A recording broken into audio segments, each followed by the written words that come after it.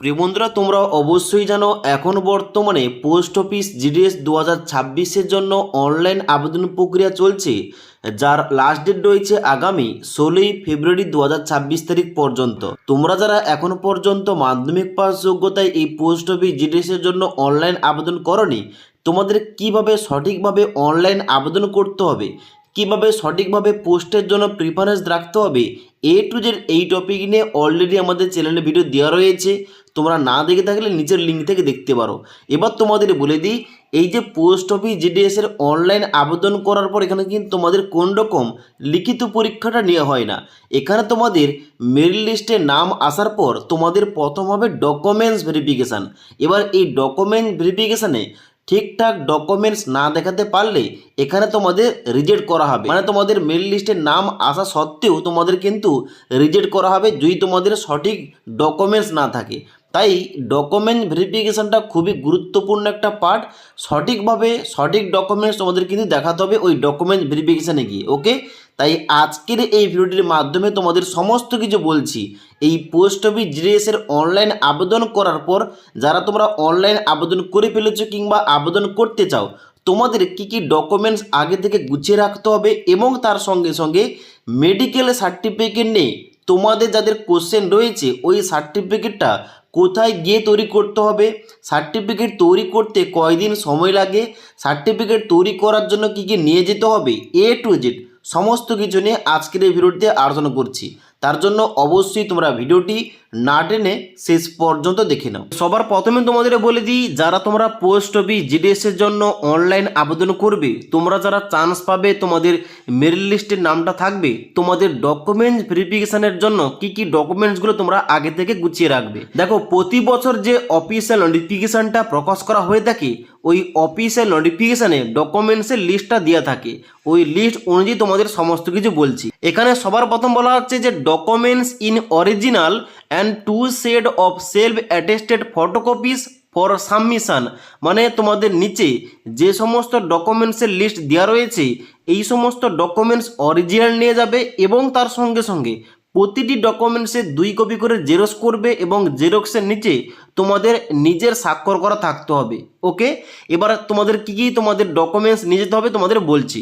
এখানে প্রথম বলা হচ্ছে মার্কশিট। মার্কশিট বলতে এখানে যেহেতু মাধ্যমিক পাস যোগ্যতায় আবেদনটা নিয়ে হবে, তার জন্য তোমাদের মাধ্যমিকের মার্কশিট লাগবে। দ্বিতীয় নম্বর রয়েছে আইডেন্টি প্রুফ। আইডেন্টি প্রুফ হিসাবে তোমরা চাইলে আইডি কার্ড অথবা তোমরা আধার কার্ড জমা করতে পারো।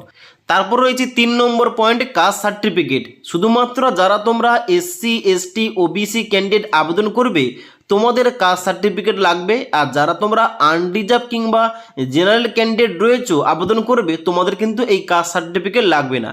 তারপরে বলা হচ্ছে পিডাব্লিউডি সার্টিফিকেট। শুধুমাত্র যারা প্রতিবন্ধী স্টুডেন্টস আবেদন করবে তাদের প্রমাণপত্র হিসাবে পিডাব্লিউডি সার্টিফিকেট দেখাতে হবে। তারপর রয়েছে ইডাব্লিউএস সার্টিফিকেট। যারা শুধুমাত্র ইডাব্লিউএস ক্যাটাগরি থেকে আবেদন করবে তাদের কিন্তু অবশ্যই লেটেস্ট ইয়ারে তাদের ইডাব্লিউএস সার্টিফিকেটটা জমা করতে হবে। তারপর রয়েছে এখানে ট্রান্সজেন্ডার সার্টিফিকেট। যারা শুধুমাত্র ট্রান্সজেন্ডার ক্যান্ডিডেট আবেদন করবে তাদের প্রমাণপত্র হিসাবে এই সার্টিফিকেট দেখাতে হবে।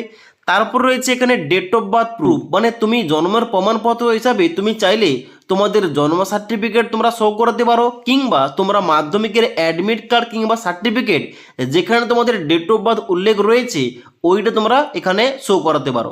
তারপর রয়েছে গুরুত্বপূর্ণ একটা এখানে সার্টিফিকেট, মেডিকেল সার্টিফিকেট। এই মেডিকেল সার্টিফিকেট কিন্তু অবশ্যই কম্পালসারি সার্টিফিকেট, এটা কিন্তু প্রত্যেকের লাগবে। বলা হচ্ছে এখানে medical certificate issued by a medical officer of any government hospital অথবা গভর্নমেন্ট ডিসপেন্সারিজ অথবা গভর্নমেন্ট প্রাইমারি হেলথ সেন্টার।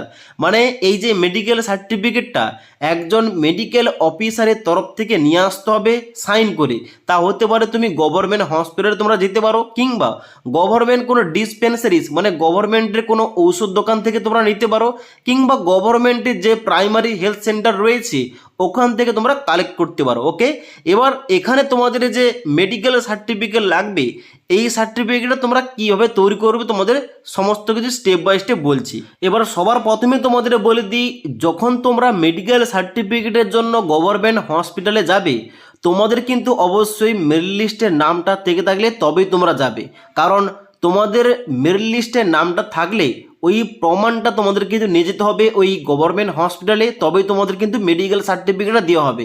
কারণ ওখানে কিন্তু তোমাদের কারণ দেখাতে হবে তুমি কি কারণে মেডিকেল সার্টিফিকেটটা চাইছো।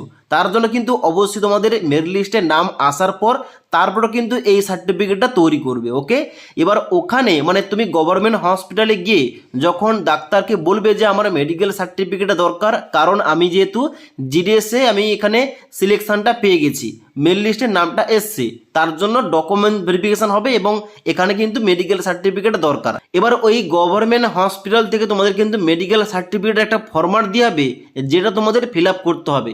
তোমরা অনস্ক্রিন দেখতে পাচ্ছ একটা ফরম্যাট ওপেন করে রেখেছি, তবে বর্তমানে কিন্তু এই ফরম্যাটটা চেঞ্জও হতে পারে।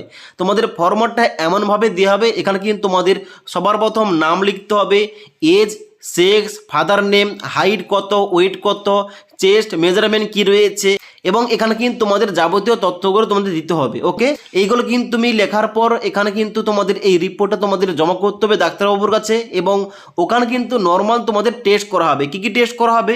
তোমাদের ব্লাড টেস্ট মানে রক্তের পরীক্ষা করা হবে, তোমাদের আই সাইড তোমাদের চেক করা হবে, এবং তার সঙ্গে সঙ্গে তোমাদের চোখের পরীক্ষা করা হবে, ব্লাড প্রেশার তোমাদের চেক করা হবে, নর্মাল যে সমস্ত টেস্টগুলো হয়ে সমস্ত তোমাদের টেস্টগুলো করা হবে। এবং টেস্ট করার পর তোমাদের কিন্তু এই যে রিপোর্টটা দেওয়া রয়েছে, এই রিপোর্টে কিন্তু সিগনেচার করবে এবং সমস্ত কিছু লিখে দেবে ডাক্তারবাবু। ওকে, এবং ওখান থেকে তোমাদের কিন্তু এই সার্টিফিকেটটা প্রোভাইড করা হবে।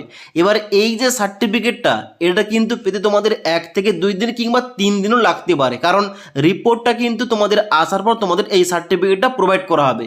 তার জন্য তোমাদের মেল লিস্টের নাম আসার পর ওই মেল লিস্টে তোমাদের কিন্তু জেরক্স কপি নিয়ে এবং যাবতীয় ডকুমেন্টস যেমন আধার কার্ড, আইডি কার্ড, স্কুলের মার্কশিট ইত্যাদি এবং ছবি সমস্ত কিছু নিয়ে তোমাদের কিন্তু গভর্নমেন্ট হসপিটালে যেতে হবে। গিয়ে বলতে হবে আমি সিলেকশন পেয়ে গেছি, আমার মেল লিস্টের নামটা এসছে এবং যাদের কিন্তু মেডিকেল সার্টিফিকেটটা দরকার, ওখানে গিয়ে বললেই তোমাদের কিন্তু সার্টিফিকেটটা দিয়ে হবে সমস্ত কিছু প্রথম চেক আপ করার পর। ওকে, এবার যদি তোমাদের এই সম্বন্ধে কোনো কিছু কোশ্চেন কিংবা ডাউট থেকে থাকে নিচে কমেন্ট করতে পারো। তাছাড়া আজকের এই ভিডিওটির আপডেট তোমাদের ভালো লেগে থাকলে একটি লাইক করবে এবং বন্ধুদের অবশ্যই ভিডিওটি শেয়ার করে দেবে।